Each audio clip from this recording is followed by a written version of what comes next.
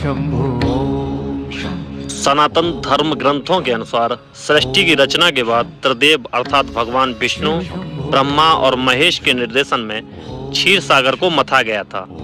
यह मथन देवताओं और दानवों द्वारा किया गया था।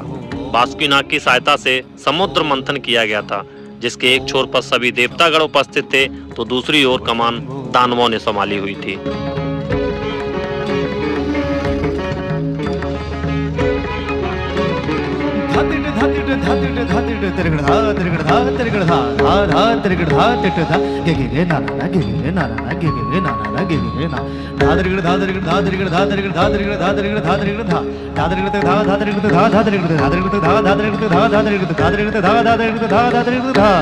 एक बार महर्षि दुर्वासा के श्राप के कारण स्वर्ग ईर्षा, धन और वैभव आदि से हीन हो गया।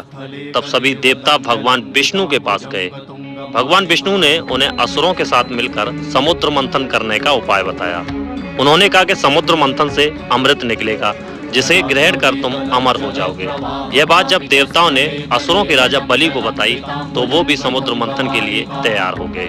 बासुकीनाग की नेति बनाई गई और मंदरांचल पर्वत की सहायता से समुद्र मंथन किया गया। दिल्ली से तकरीबन 1300 किलोमीटर की दूरी पे मैं फिलहाल अभी पहुंचा हूं बिहार के बांका जिले में। मेरे पीछे जो आप लोग देख रहे हैं झांकी स्वरूप में, यहाँ पे आप लोगों को दर्शन हो रहे होंगे। तो जिस जगह पे मैं अभी हूँ ये बहुत ही पुण्य क्षेत्र है और जिस पहाड़ पे मैं आज जाने वाला हूँ, जिस पहाड़ को मैं आज दिखाने वाला हूँ, समुद्र मंथन जो हुआ था, जैसे कि आप पीछे दृष्टांत देख रहे हैं, तो समुद्र मंथन जब हुआ था तो जिस पहाड़ को मथनी बनाया गया था वो पहाड़ था मंदरांचल पहाड़, और जिसका रस्सी बनाया गया था, जो डोर बनाया गया था, वो बासुकीनाग थे। तो जैसे यहाँ पे आप लोग देख रहे हैं ना, तो आज हम इस पहाड़ पे जाने वाले हैं। जो आप लोग बीच में पहाड़ देख रहे हैं ना, इस पहाड़ को मंदरांचल पहाड़ बोलते हैं। अभी फिलहाल मैं हूँ बिहार के बांका जिले में और जिस जगह पे हूँ इस जगह का नाम है मंदार हिल्स। तो चलिए चलते हैं और आज की इस वीडियो में हम आप लोगों को दिखाएंगे मंदार पर्वत। मंदार हिल बिहार के भागलपुर से लगभग 50 किलोमीटर की दूरी पे जब आप लोग देवघर की तरफ जाते हैं तो रास्ते में ही पड़ता है। यहाँ आने के लिए आप लोग भागलपुर आना होगा और भागलपुर से आप लोग डायरेक्ट ट्रेन पकड़ के मंदार हिल आ सकते हैं। मंदार हिल पे मंदार हिल के नाम से ही रेलवे स्टेशन है और रेलवे स्टेशन से जो मंदार पर्वत है वो मात्र 1 किलोमीटर की दूरी पे पड़ता है। मंदार हिल बौंसी शहर में पड़ता है और इस शहर में ही आप लोगों को रुकने की भी व्यवस्था मिल जाती है। ये है पापहरनी तालाब और जैसे कि इसका नाम है, यहाँ पे स्नान करने के बाद ऐसी मान्यता है कि आपके सारे पाप कट जाते हैं।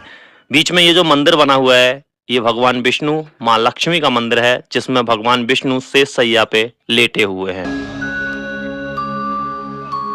जटाटवी गलज्जल प्रवाह पावित स्थले गलेव लंब्य लंबितांबुजंग तुंग मालिका। यहाँ से सीढ़ियाँ बनी हुई हैं जिससे चढ़ते हुए हमें ऊपर तक जाना है। वैसे यहाँ पे रोपवे की भी सुविधा उपलब्ध है, तो अगर आप चाहें तो यहाँ से रोपवे से भी जा सकते हैं, लेकिन हम यहाँ से पैदल जाएंगे और हो सकता है उधर से हम लोग रोपवे करें। चलिए चलते हैं आगे सीढ़ियों से होते हुए ऊपर टॉप तक जाना है। वो शायद आप लोगों को वहाँ पे छोटा सा एक मंदिर दिख रहा है, वहाँ तक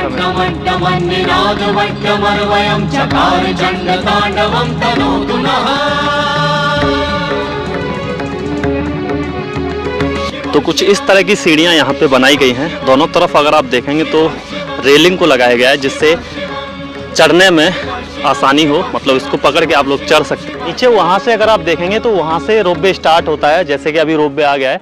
रोपवे से अगर आप आते हैं तो आप लगभग 8:30 बजे ही रोपवे स्टार्ट होता है, यानी फर्स्ट रोपवे जा रहा है ऊपर की तरफ और ऊपर से नीचे की तरफ आता है, तो ये टॉप तक वहाँ तक जाता है रोपवे। तो कुछ इस तरह की सुविधा आप लोग रोपवे से ले सकते हैं। अभी कुछ सीढ़ियाँ चढ़ने के बाद हम लोग यहाँ पे पहुँचे हैं और यहाँ आने के बाद मुझे एक चीज़ की फीलिंग तो आ रही है कि मैं अभी बिहार में नहीं किसी साउथ में हूँ, क्योंकि यहाँ के जो पहाड़ है ना, इस तरह के पहाड़ मैंने साउथ में देखे हैं। काफ़ी खूबसूरत यहाँ का नज़ारा है और रोपवे की सुविधा वैसे है, आप लोग ऊपर तक रोपवे से जा सकते हैं, लेकिन यहाँ की सरकार से एक और गुजारिश करूँगा कि थोड़ा यहाँ पे देख रेख अच्छे से हो। जिस जगह पे मैं खड़ा हूँ यहाँ पे कभी एक मंदिर रहा होगा। इस मूर्ति को देख के मैं यहाँ अंदाज़ा लगा पा रहा हूँ। देखिए ये एक पूरे पत्थर में इस मूर्ति को यहाँ पे बनाया गया है। काफ़ी खूबसूरत यहाँ नज़ारा है और हो सकता है उस समय पे यहाँ पे मंदिर रहा होगा, क्योंकि ये जो अवशेष है ना, ये सारे मंदिर के यहाँ पे अवशेष हैं। यहाँ काफ़ी ये पवित्र जगह है, तो यहाँ की सरकार से ये गुजारिश है कि इस जगह को थोड़ा डेवलप किया जाए।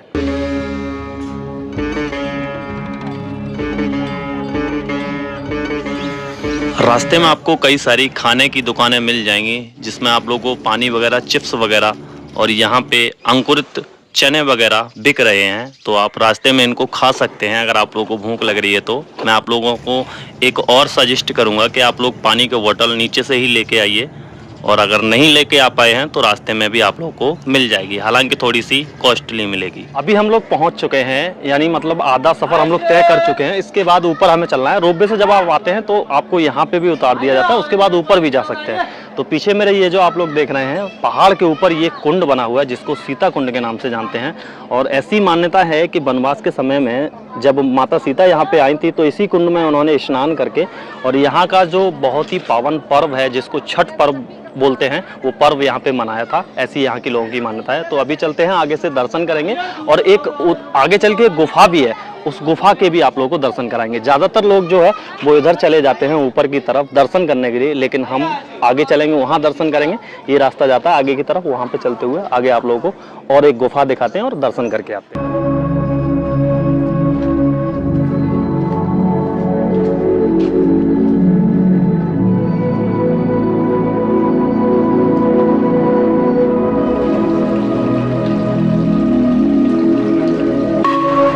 मंदराचल पर्वत त्रिगुणात्मक है। तमोगुणी क्षेत्र जहां 10 महाविद्या, स्मशान वगैरह वो नीचे हुआ। मध्य में हम लोग जहां पे हैं वो रजोगुणी क्षेत्र है। ये विष्णु का क्षेत्र है, नृसिंह का क्षेत्र है। कहा जाता है कि प्रहलाद को हिरण्यकश्यपु बहुत कष्ट देता था, पर्वत से भी गिराता था। तो कहा जाता है कि इसी पर्वत से वो गिराया है। काहे कि मंदराचल पर्वत एक पत्थर का, एक चट्टान का पर्वत है। चोटी पे जाओगे, अगर पूरा साइड एक पत्थर फेंक दोगे तो डायरेक्ट जमीन पे जाके गिरेगा। इस चकनाचूर के उद्देश्य से प्रहलाद को किंवदंती, गाथाएं नहीं लेकिन कहा जाता है कि ये पे गिरा। दूसरी बात है कि हिरण्याक्ष हिरण्यकश्यपु इस पर्वत पे तपस्या की, उसके लिए भगवान नरसिंह अवतार लिए। यहाँ पे बहुत कुछ सिद्ध क्षेत्र है, ये गुप्त रहस्य है। मंदराचल पर्वत से समुद्र मंथन हुआ, भगवान विष्णु अपने गरुड़ पर श्रीमद् भागवत सवार कर मंदराचल पर्वत को लाए। तो ये बहुत आदमी थी, आकाशगंगा के बगल में जो प्रतिमाएं हैं मधु दैत्य को लोग कहते हैं, लेकिन मेरा कहना है कि नहीं, इतना बड़ा पर्वत को जब उठा के लाया गरुड़, तो गरुड़ का भी प्रतिमा होना चाहिए। दूसरी बात, भगवान विष्णु नारायण यहाँ पे हैं नृसिंह अवतार में, तो उनका वाहन तो होना चाहिए। ये नरसिंह भगवान की न मंदार क्षमा तीर्थम न च गंगा समानिधि न च विष्णु परो देवो न अक्षर प्रणवात पर। मंदार के जैसा कोई दूसरा तीर्थ नहीं, गंगा के जैसी कोई दूसरी नदी नहीं, ओम से बड़ा कोई अक्षर नहीं, विष्णु के जैसे पालन करने वाले कोई देव नहीं। नीचे हम अभी दर्शन करके आए हैं नरसिंह गुफा के, और यहाँ पे जो आप लोग देख रहे हैं ये श्री आकाश गंगा है, जैसे कि यहाँ लिखा हुआ है। और ये जल नेचुरल जल है, एक गुफा की तरह अंदर से आ रहा है, काफी अंदर से गुफा है, उससे आ रहा है, देखो। और यहाँ पे अगर देखेंगे तो एक प्रतिमा है जो शायद भगवान विष्णु की है। तो यहाँ का काफी खूबसूरत नजारा है। ये जो जल है ये नेचुरल जल है जो अंदर से आ रहा है, और ये ऊपर से पूरा पहाड़ है।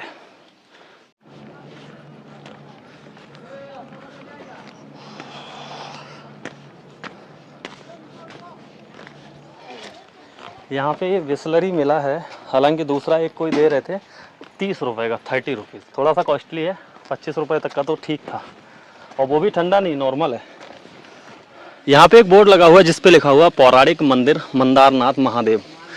तो इधर से ऊपर जा रहे हैं, इस साइड में एक मंदिर बना हुआ है, वैसे मेन मंदिर उधर है। आइए। ये पहाड़ तो विष्णु भगवान लाया हिमालय से, के पखल का ही पहाड़ है। सभी देवी देवता लोग कहा कि पहाड़ को इस जगह छोड़ दीजिए, हम लोग मत्थन गए समुद्र का। तो बाबा छोड़ दिए, यहाँ छोड़ दिए तो रहने नहीं लगा, नीच भाग रहा था। कहा कि भाग रहा तो कैसे होगा, तब फिर बाबा कछुआ का रूप धारण किया और फिर पीठ पर लिया, और फिर सुमरन किया, तब स्थिर हो गया। तो समुद्र का मथन हुआ तो 14 रतन निकला, 13 रतन देवी देवता लोग अमृत पा लिया, और बाबा के लिए बीज छोड़ दिया। तो यही बाबा शंख लगा के टान लिया तो बीज तो यहाँ फंसा हुआ था बाबा, तो 5-6 महीना यहाँ बाबा रुके। जब मन नहीं लगने लगे तो यहाँ से चले गए बाबा। चले गए तो कैलाश चले गए। कैलाश में माता पार्वती ने दूध दिया, दूध पिया, बीज फाटा। फाटने के बाद कुछ दिन के वहाँ रुका, उसके बाद फिर वहाँ से चले आए काशी। 6 महीना आकर काशी में रुके।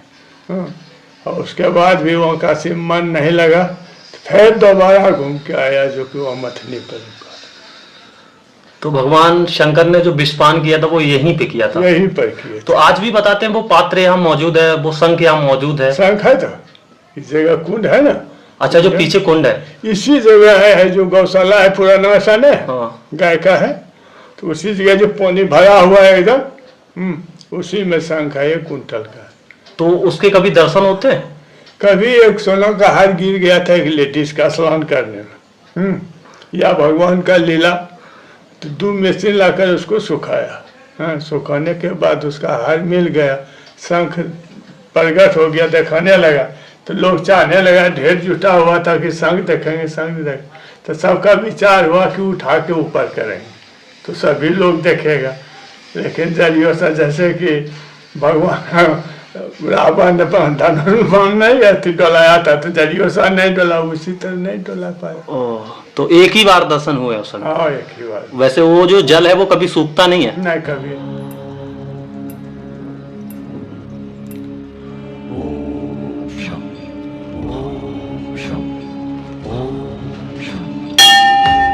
शिव शंभो शं ओम शं ओम शं शिव शंभो शं ओम शं ओम शं शिव शंभो शं ओम शं ओम शं शिव शंभो।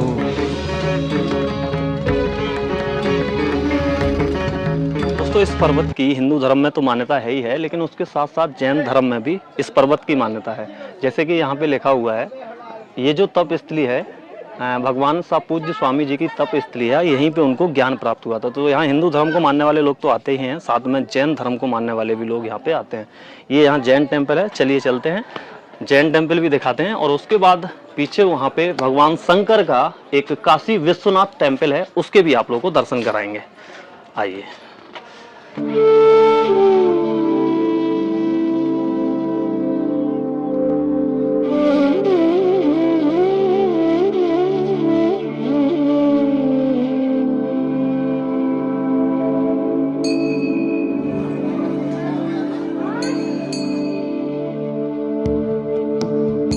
यहाँ समुद्र मथन हुआ है तो सतयुग में हुआ, यहाँ तो अभी तो हुआ नहीं है, तो सतयुग में हुआ है। सतयुग द्वापर त्रेता तब कलयुग आया।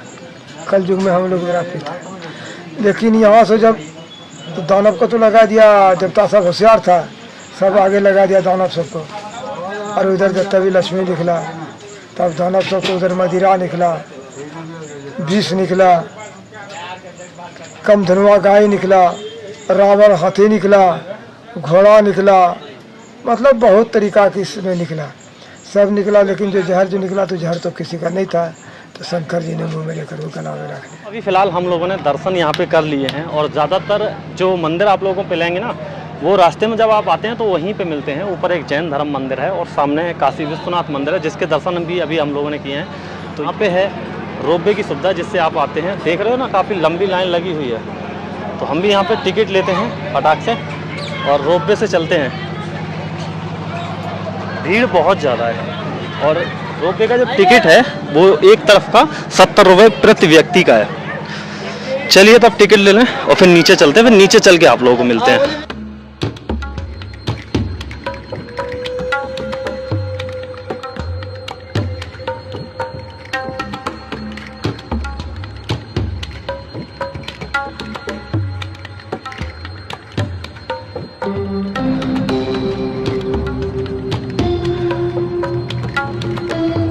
दोस्तों, रोपवे से होते हुए अभी हम फिलहाल नीचे आ गए हैं, और वहाँ से यहाँ तक आने में मात्र 10 मिनट लगी होंगी। आराम से रोपवे आया। तो आज हमने देखा मंदार पर्वत। ये वो पर्वत है जिससे समुद्र मंथन हुआ था। तो यहाँ से और ऊपर तक जाता है। रोपवे अभी बंद हो गया है, अभी ये रोपवे 2 बजे स्टार्ट होगा पुनः दोबारा से। अभी देख रहे हो खाली रोपवे जा रहा है, इधर से सवारी नहीं जा रही, उधर से सवारियां आएंगी, यानी 2 बजे ये फिर से चलेगा। तो आज की इस वीडियो को हम लोग यहीं पे एंड करते हैं। वीडियो आपको कैसी लगी कमेंट करके ज़रूर बताएं। वीडियो आपको पसंद आई हो तो वीडियो को लाइक करके जाएं। चैनल पे अगर आप नए हैं, पहली बार इस वीडियो को देख रहे हैं, तो चैनल को सब्सक्राइब करके बेल आइकन को प्रेस कर दें। मैं इसी तरह की वीडियो लाता रहता हूँ। मिलते हैं आपको नई वीडियो में, तब तक के लिए जय हिंद, जय भारत, वंदे मातरम, हर हर महादेव।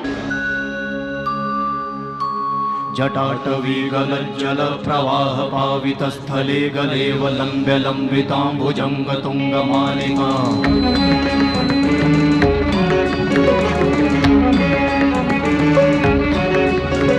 जटाटवीगलज्जलप्रवाहपावितस्थले गलेवलम्ब्य लम्बिताम्बुजङ्गतुङ्गमालिका